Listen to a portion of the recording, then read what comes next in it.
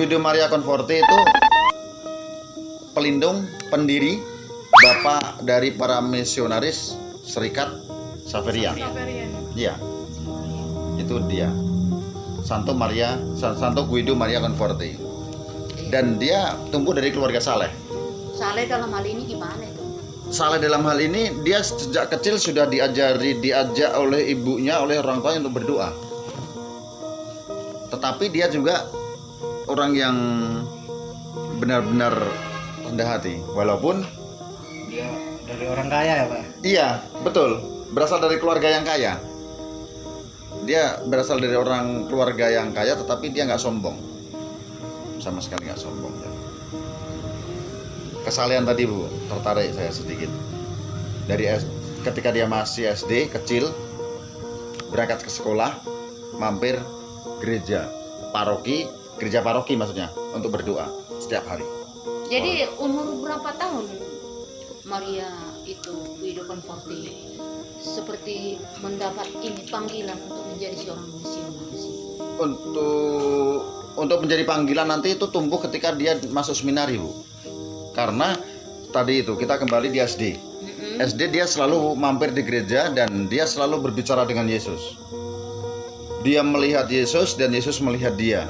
Dia berbicara kepada Yesus dan Yesus berbicara kepada Banyak hal kepada dia kan seperti itu Pak.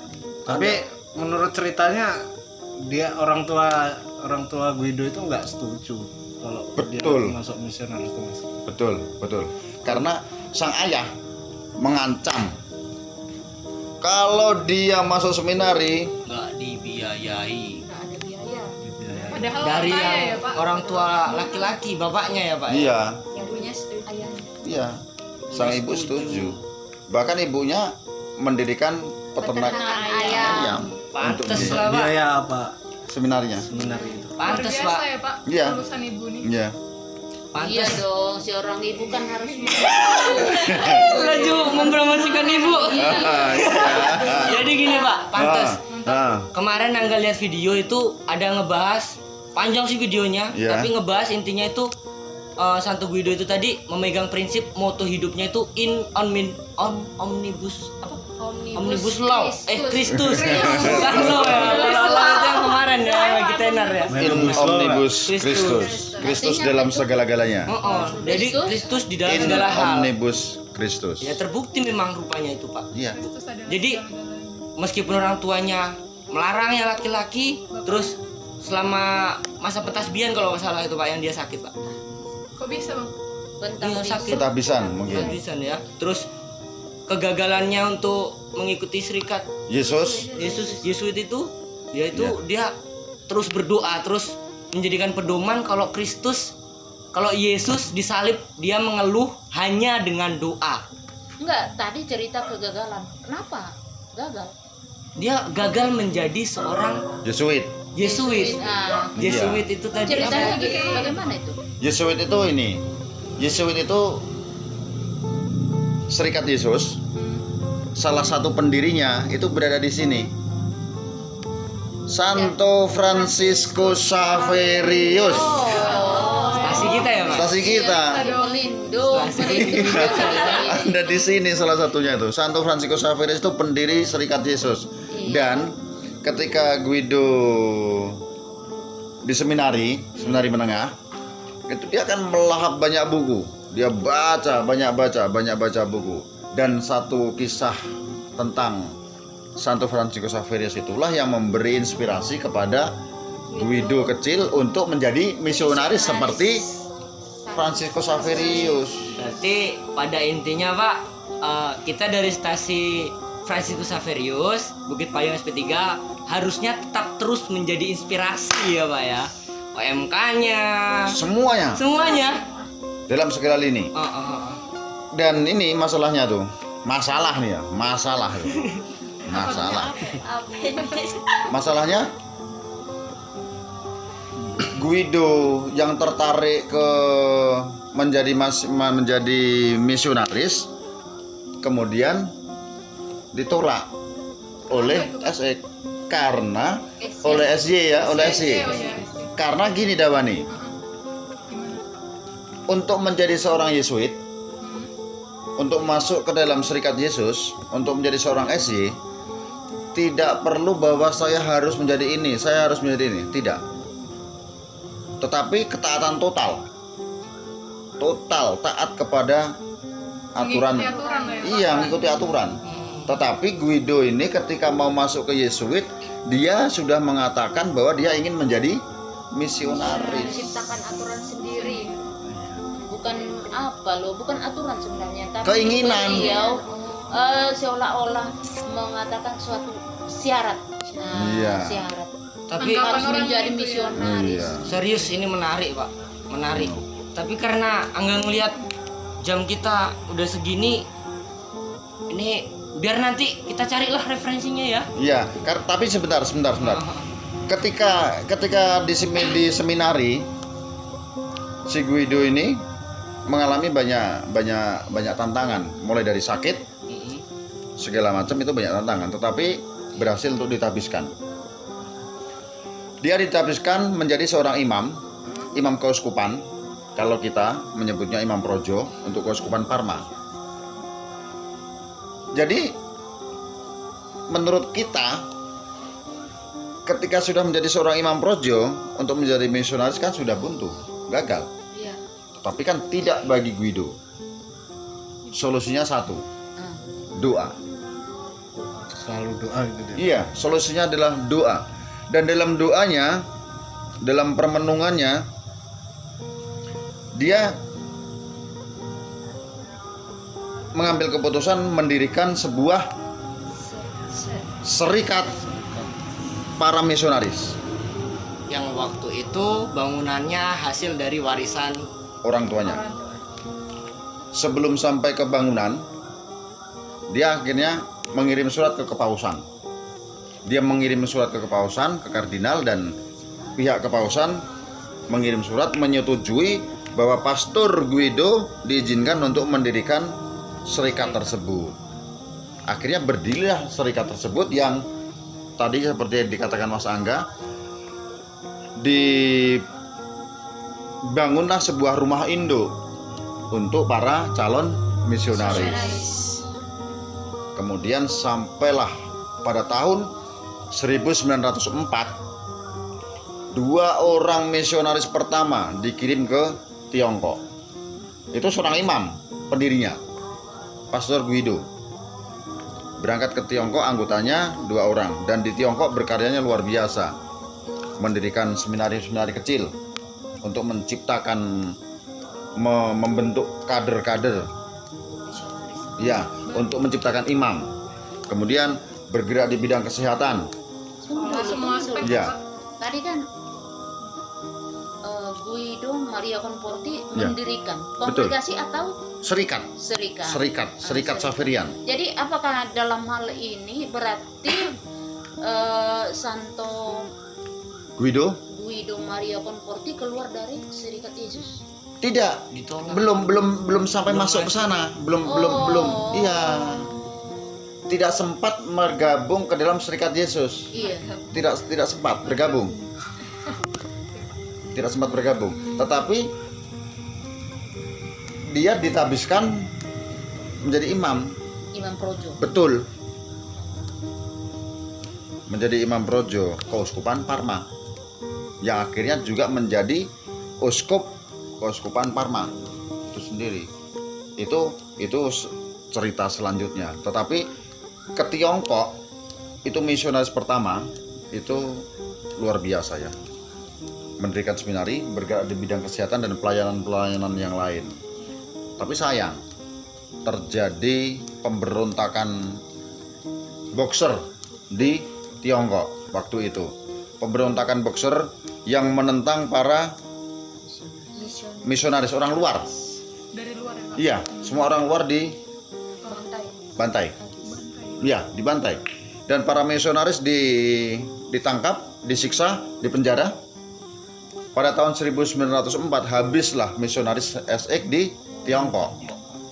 Dan tahun 1951 beberapa orang yang dari Tiongkok itu tiba di Indonesia. Itu habisnya dibunuh atau dia? Termasuk Ada yang juga.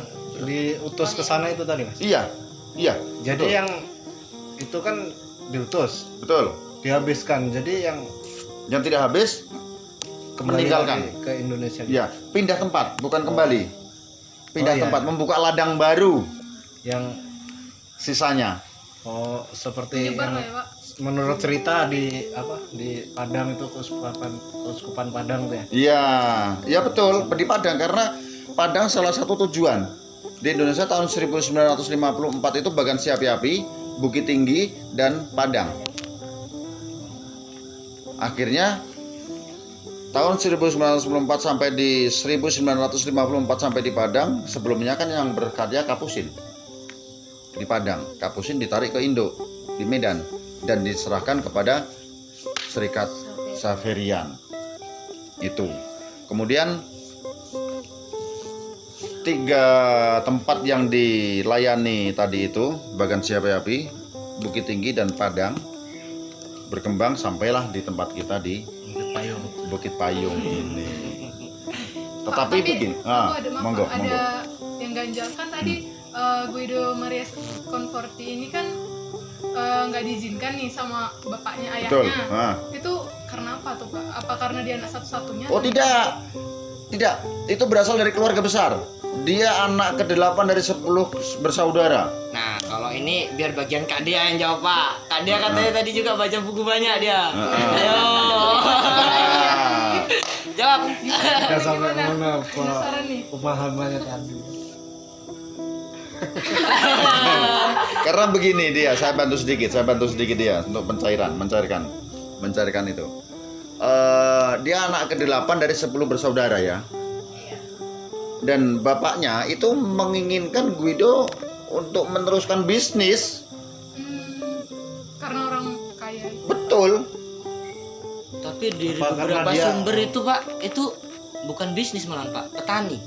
Iya, petani Petani lah ya. pengusaha. Berarti pengusaha. Oh, Pengusaha. gitu. Untuk mengelola lahannya. Iya, Iya, lahannya luas. mengelola untuk meneruskan bisnis orang tuanya, usaha orang tuanya untuk menjadi manajer lah semacam Ya itu. ini satu pertanyaan dalam hati ya. Ternyata setelah ini bincang-bincang kita malam ini, saya menjadi tahu ternyata Santo Franciscus Xaverius yang Ordo Serikat Jesuit, Yesus, ya.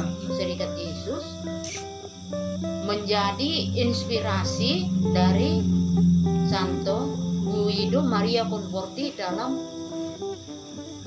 bermisi. Betul, Bu. Iya. Iya.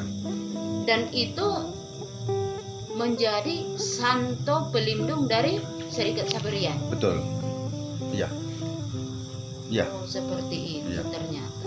Artinya dalam hal ini ternyata karya dan misi Santo Franciscus Xaverius ya udah jauh ya. Sudah tahun 1500.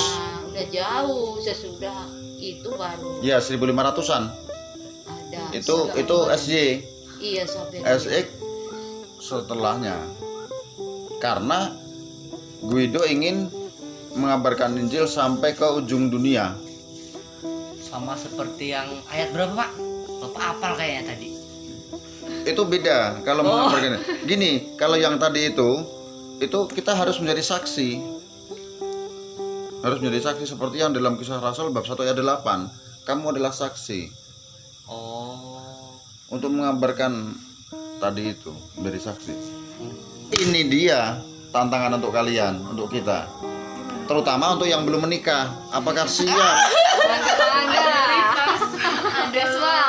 Apakah siap? Apakah mau untuk menjadi Xaverian? Coba Bang. Nah, itu dia. Rasa imannya belum cukup. Nah, tapi gini.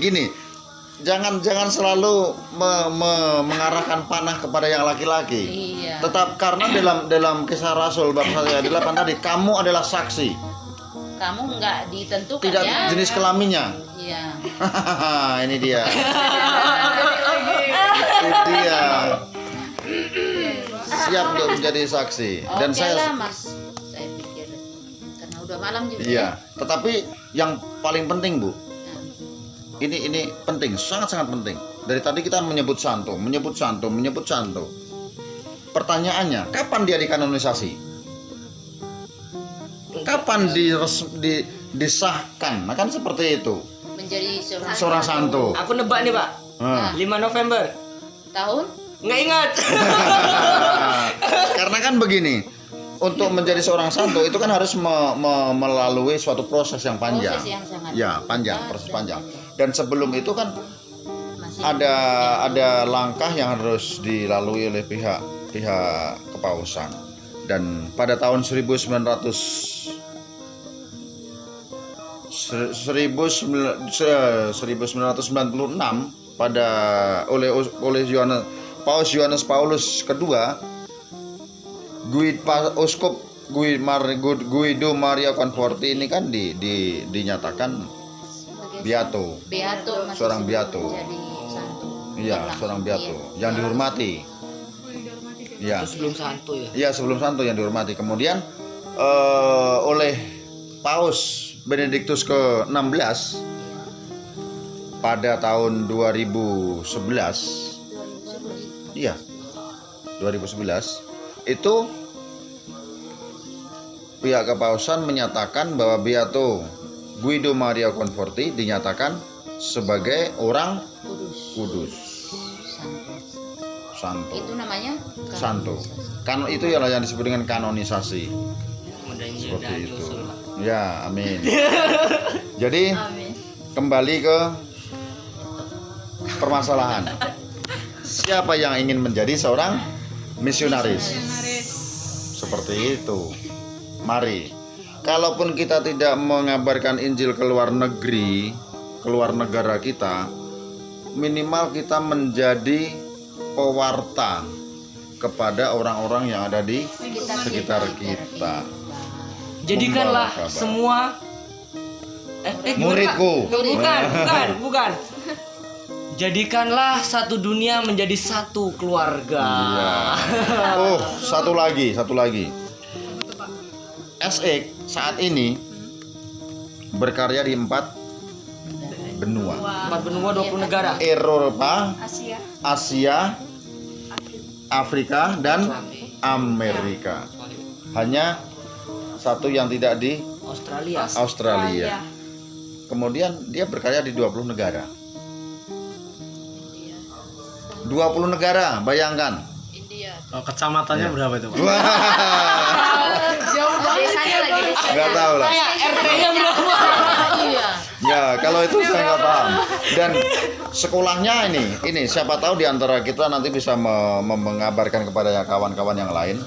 Sekolahnya itu di sekolah teologi, sekolah filsafatnya kan di sini di Jakarta, di Cempaka Putih, rumahnya. Kemudian untuk teologi itu di Filipina. Ya. Sekolah Teologi Internasionalnya SX di Filipina. Itu ada di 4 negara kalau nggak salah. Ada di 4 negara. Salah satunya di Filipina. Kalau di Indonesia di Filipina, kemudian setelah selesai di situ akan kembali lagi di Indonesia untuk ditahbiskan. Setelah ditahbiskan seperti yang Pastor Gordi akhirnya lah dikirim ke luar seperti itu. Dan nanti bagaimana tahap selanjutnya, kalau kalian tidak percaya dengan omongan saya, silahkan masuk ke SX. Amin. Itu. Amin Kak. Amin. Iya. Amin. Dan saya berharap kalian tidak percaya supaya kalian membuktikan. Iya. Demikianlah saya pikir. Terima kasih. Sudah malam. Sangat nikmat pembicaraan ini.